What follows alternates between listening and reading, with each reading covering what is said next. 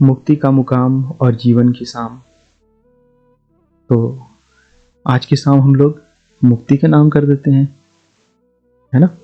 लेकिन मुक्ति और मुकाम क्या है ये? देखो, जैसे भी कोई का जन्म होता है, किसी का जन्म होता है, वो क्या चेष्टा करता है? वो चेष्टा करता है इस अस्तित्व से मुक्त होने की। और अगर आप सतही तौर पे भी नहीं कर रहा, आपको दिखता हो कि कोई नहीं कर रहा इस अस्तित्व से मुक्त होने की, वह कोशिश कर रहा है इस अस्तित्व में बने रहने की, लेकिन वह तो उसका मूल नहीं है ना। अगर कोई अस्तित्व में आ करके अस्तित्व का हो जाए तो इस अस्तित्व में सदा के लिए रह सकता है, अमर हो सकता है। लेकिन जैसे ही कोई चेतना इस अस्तित्व में आती है, वो वास्तव में इस अस्तित्व से बाहर जाना चाहती है।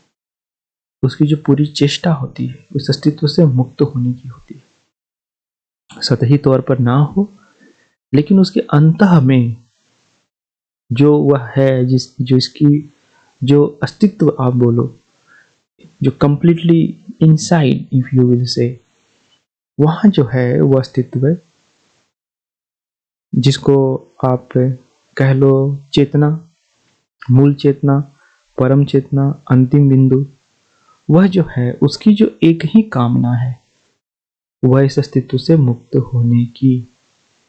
इसलिए व्यक्ति मरते हैं, इसीलिए कोई इस अस्तित्व में आता है तो वापस इस अस्तित्व से निकल जाता है, यानी उसकी मृत्यु हो जाती है। आपकी अगर इतनी चाहत है इस अस्तित्व में रहने की, तो आप सतही तौर पर नहीं, उस अंतः मन के जो स्थल है वहां पर, अवचेतन में जो स्थल है वहां पर जाकर के उसकी खोज करके आप वहां से इस अस्तित्व में बने रह सकते हैं।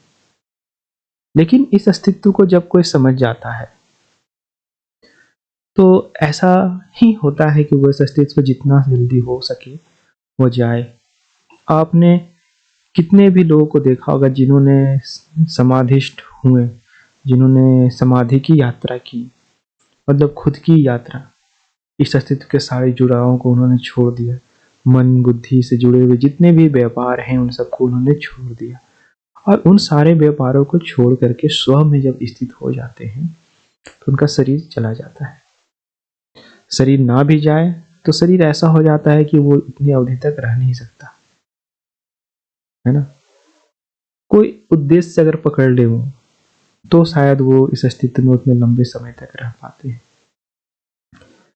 अब इसमें ऐसा नहीं है कि उनको रहना है तो वो अपने जीवन पे ऐसा किसी चीज पे डिपेंडेंट नहीं रहेंगे। वो रहेंगे तो उनको रोटी कपड़ा मकान चाहिए भाई, वो कोई, और वो जीवेशना कर लेती है, सभी की जीवेशना इतना कर लेती है अगर वो रहना चाहे तो। क्योंकि उनको तो ऐसा नहीं रहना ना कि उनको बिल्कुल खाना है तो सोने के चम्मच से खाना है ना। नहाना है तो एकदम हिमालय के शुद्ध जल से ही नहाना है, एक्सपोर्ट इंपोर्ट जो भी करके, ऐसा उनका तो नहीं मंतव्य रहता। कुछ उद्देश्य रहेगा तो अपने जीवन को रख लेते हैं और उस उद्देश्य की पूर्ति के बाद वो चले जाते हैं। अब चले जाने में भी ऐसा आप मत सोचना कि ध्यान में शरीर को त्याग दें तो ही वो जाते हैं। कोई भी जरिया बन जाता है जिससे वो चले जाते हैं, है ना। मूल जो यहाँ है वह है मूल जीवन की शाम का। जीवन की शाम मैंने शब्द यूज किया क्योंकि शाम में ना अंधेरा होता है, न उजाला, न दिन का उजाला है उसमें, न रात की अंधेरी है। वो ऐसा होता है जिसमें कि एक ट्रांजिशन होता है, तो वो उस ट्रांजिशन स्टेज में हमेशा रहते हैं।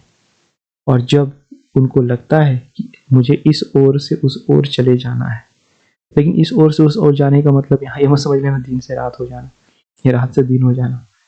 वो शाम की जो अवस्था है उस अवस्था से निकल जाना, मतलब इस अस्तित्व से ही निकल जाना। क्योंकि मैंने आपको पहले भी समझाया कि कोई भी अस्तित्व में आता है, जिस क्षण वो इस अस्तित्व में आता है उस क्षण से ही उसकी जो पूरी जीवेशना जीने की होती है संसार की, लेकिन वो सतही तौर पे होती है। वास्तव में उस जीवेशना से भी जो अंतम में है उसकी चेष्टा होती है इस अस्तित्व से निकल जाने की। तो यह जो बात हम यहाँ समझने की कोशिश कर रहे थे कि मुक्ति क्या, जीवन की शाम क्या, तो जीवन की शाम तो आपको समझ में आ गई कि जो उस अवस्था में आया था वो शाम की अवस्था में आ जाता है। अब मुक्ति का मुकाम, तो मुक्ति का मुकाम तो रहती है, चेष्टा रहती है चेतना की कि वो इस अवस्था से, इस अस्तित्व से मुक्त हो जाए। लेकिन वो मुक्त नहीं हो पाता, उसके पीछे भी कोई दैवीय शक्ति, कोई ईश्वरीय नहीं होता, कोई ईश्वर नहीं होता, उसके पीछे वह स्वयं होता है। अब आप कहोगे कि वह स्वयं कैसे होता है? आप तो कभी कभी बोलते हो कि समाज है जो कि ऐसा करता है, कभी आप बोलते हो कि जिन्होंने धर्मशास्त्र लिख करके पाखंड फैलाया उनके कारण ऐसा होता है। बिल्कुल, मैं ये कह रहा हूं कि उनके कारण ऐसा होता है, लेकिन उनको भी तूल तो आप ही देते रहते हो ना। आप इस अवस्था को स्वीकार करते हो। जैसे अगर कोई ये स्वीकार कर ले कि मुझे हिंदू ही बन के रहना है और हिंदू धर्म के जाति व्यवस्था में से उसको निकलने की कोई ऐसी इच्छा नहीं है, वो जानबूझ करके उस शोषण को सह रहा है, वो दूसरे धर्म को भी अपना सकता है, संवैधानिक जीवन भी जी सकता है ना? लेकिन वो जानबूझ करके हिंदू ही बना हुआ है, क्योंकि उसके आसपास प्रलोभन उसको दिए जाते हैं और वो उस प्रलोभन में फंस जाता है और वो हिंदू बन के रह जाता है, या इस्लाम में, ईसाइयत में, कहीं भी किसी भी धर्म में वो बन के रह जाता है। तो अब जब वो बन के रह रहा है, खुद ही रह रहा है उस पहचान के साथ, खुद ही उस पहचान को बदलना नहीं चाहता, तो फिर इसमें किसकी गलती है? उस व्यक्ति की स्वयं गलती है ना? तो ऐसा है, बिल्कुल ऐसा ही है कि व्यक्ति का अपना ही कर्म होता है जो उसके बंधन का कारण होता है। अभी देखो, मैं इस बात को कितना समझाता हूँ कि प्रजनन नहीं करना है, क्योंकि अस्तित्व का कोई महत्व ऐसा विशेष है नहीं, क्योंकि अस्तित्व तो बिल्कुल वर्तुलाकार वृत्त की तरह है, सर्कल की तरह है, उसके हर एक पॉइंट पे सेम स्टोरीज हैं। किसी भी कहानी को उठा लो, है ना, वो कहीं ना कहीं एक 3-4 भावनाओं के इर्द गिर्द घूमती है, और वो भावनाएं भी एक दूसरे से जुड़े हुए हैं, जैसे कि राग द्वेष है, काम क्रोध लोभ मोह है, तो ये सब एक दूसरे से जुड़े हुए हैं और पूरा इस सृष्टि का वही पूरा चक्कर चल रहा है। मेरे बेटे की ये नौकरी है, वो लाख कमाता है, तो कोई कहेगा मेरा बेटा करोड़ कमाता है ना? तो कोई कह रहे हैं यहाँ की मेरी बहू रानी अच्छा खाना बना लेती है, कोई कह रहा है मेरी बहू रानी बाहर जाके काम भी कर लेती है। तो ये सारा तो समाज में क्या चल रहा है? आपको क्या लगता है? इस तरह की जो कहानियां होती रहती हैं, इसमें एक दूसरे से ऊंचा नीचा होने के, तो ये जो राग द्वेष के भाव चल रहे हैं, वह उसके मूल में क्या है? काम वासना ही है, क्योंकि ये सारे जो पुतोह और पुत बेटा ये सब की उत्पत्ति उसी वासनाओं से न हुई, तो वासनाओं से ही ये पूरे उड़े हुए सारे विचारधाराएं उसमें गुथे हुए रहते हैं। तो देखो, दो परतें की जैसे हम लोग बात करते हैं, एक हमारी जो ये चेतना वाली मन है और एक अवचेतन वाली। मनोविज्ञान में बहुत ही मतलब अद्भुत खोज हुई कि हमारे भीतर दो तरह की मन है, एक अवचेतन मन, एक चेतन मन, सक्रिय और एक असक्रिय। लेकिन असक्रिय कहने का मतलब कि वो इतना सक्रिय है कि हम उसकी सक्रियता को हम नहीं देख पा रहे, जो सक्रिय मन है उसको देख नहीं पा रहा है। तो वह जो असक्रिय है वही चाह रहा है इस अस्तित्व से मुक्त होना, है ना? इसीलिए वो बंधन में भी है। तो बंधन का एक कारण तो यह अस्तित्व है, और बंधन का जो दूसरा कारण, जो ठोस कारण अब जिसको कह लो, वो वही तृष्णा है, क्योंकि वो अस्तित्व से मुक्त होना चाह रहा है। अंतिम तृष्णा आप समझो, ऐसे तो अस्तित्व में बहुत सारी चीजों से आप बांध रखे और आप उससे निकलना चाह रहे हो। किसी के पास रोजगार नहीं, रोजगार से निकलना चाह रहा है।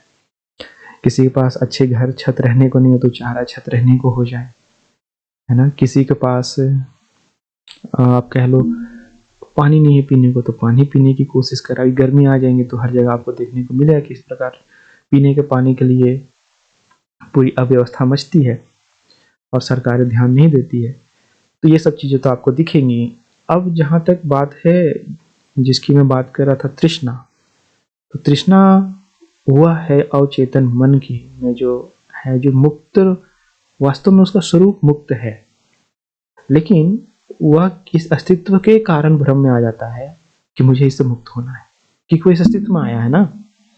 और इस अस्तित्व में आने के बाद वो देखता है, यहाँ जब क्रियाएं करता है बाहर की ओर, किसी भी क्रियाओं को अंजाम देता है, तो उसे लगता है वो परिणाम वाला है, जैसे आप भी किसी चीज़ को करोगे तो आपको भी तो लगेगा कि परिणाम वाला है, और जब कोई भी चीज़ परिणाम वाला लगेगा आपको, तो आप तो बिल्कुल उसके परिणाम से कुछ ना कुछ तो डिराइव करने की कोशिश करोगे ही ना। आपका मन कुछ ना कुछ तो सक्रिय मन वो डिराइव करने की कोशिश करेगा ना। जैसे आपने एग्जाम की तैयारी की, तो आपने अगर एग्जाम की तैयारी की तो आप एग्जाम के रिजल्ट के बारे में तो सोचोगे, है ना। आपका सक्रिय मन तो सोचेगा।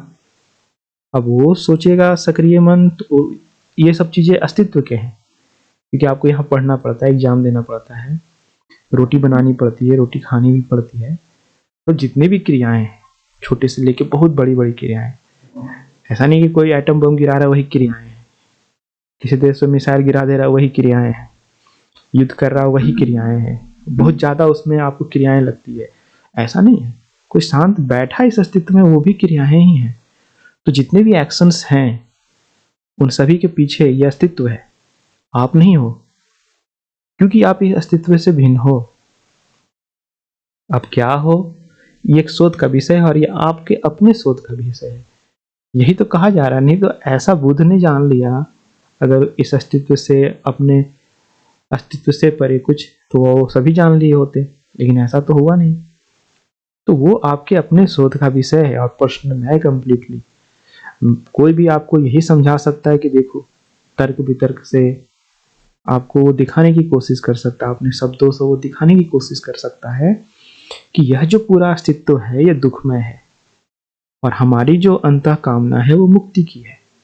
और मुक्ति की कामना आपको मटेरियल रूप में भी संसार में दिखता है ना। किसी व्यवस्था को आप एग्जिस्टेंस बना लोगे, उसमें भी एक मुक्ति की कामना रहेगी, तभी वो व्यवस्था काम करता है। जैसे अगर मान लो कि आज सभी ने सोच लिया कि हमें कुछ पैसे उसे नहीं खर्च करने, कुछ खाना पीना नहीं है, ठीक, भूख से मुक्ति की जरूरत नहीं हो आपको, है ना। हर तरह की जो आपके अंदर वृत्तियां हैं, उन वृत्तियों से आपको मुक्त होने की, रिलैक्सेशन की जरूरत नहीं हो, तो ये पूरा जगत का जो व्यापार है वो ठप नहीं पड़ जाएगा? बिल्कुल पड़ जाएगा। तो वो व्यापार ठप ना पड़े, इसीलिए वो पूरे जो सरकार है वो स्टिमुलेशन पैकेजेज लेकर के आते हैं, है ना, कि इस सेक्टर को इतना खर्च दे दिया, उस सेक्टर को इतना खर्च दे दिया, ताकि वहाँ लोग काम करें, उनके पास पैसे और उनकी जो वृत्तियां हैं वो जिंदा रहे, है ना, उससे इकोनॉमी हमारा चलते रहे। और पूरे संसार में इकोनॉमी, पूरा व्यापार जगत ऐसे ही चलता है। कोई ऐसा अलग से इसका कोई विज्ञान नहीं, बड़ा सा सिंपल सा विज्ञान है। इसी में अपने रोजी रोटी के लिए कोई प्रोफेसर किसी मुद्दे को उठा करके, इम्पोर्ट को उठा के पूरा पक्ष विपक्ष करता है, कोई स्पोर्ट को उठा करके पक्ष विपक्ष करता है ना। मतलब जो व्यवस्था बनी उस व्यवस्था में कुछ शक्ति गेन करने के लिए, या शक्तियों का हस्तांतरण करने के लिए, डिस्ट्रीब्यूट करने के लिए, तो ये पूरा पावर गेम ही चलते रहता है इस अस्तित्व में। खैर, ये तो मनुष्यों का बहुत संकीर्ण अवस्था वाली सामाजिक विचारें हो गई। अब संकीर्ण क्या, विस्तार, बृहद और विस्तार क्या, सब एक ही है। तो हम जो बात कर रहे थे वह कर रहे थे मुक्ति का मुकाम और जीवन की शाम। तो आपने समझा कि मुक्ति ही वास्तव में सबका मुकाम है, और इस अस्तित्व से ही मुक्ति। और जो शाम है जीवन की, अगर अवस्था आपकी शाम जैसी है तो आपको जीवन में कोई कष्ट नहीं होने वाला। और शाम जैसी अवस्था आपको रखनी ही पड़ेगी अगर आपको जीवन में कोई, मतलब विकट दुख वगैरह ज़्यादा नहीं चाहिए, उलझने ज़्यादा नहीं चाहिए, तो शाम की अवस्था ही काम आती है।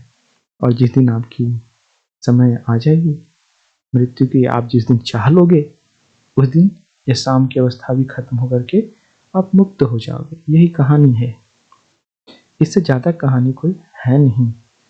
तो इस लिबरेशन ईद पे हम इतना ही रखते हैं, बाकी हम लोग आगे देखेंगे वीडियोज में। धन्यवाद।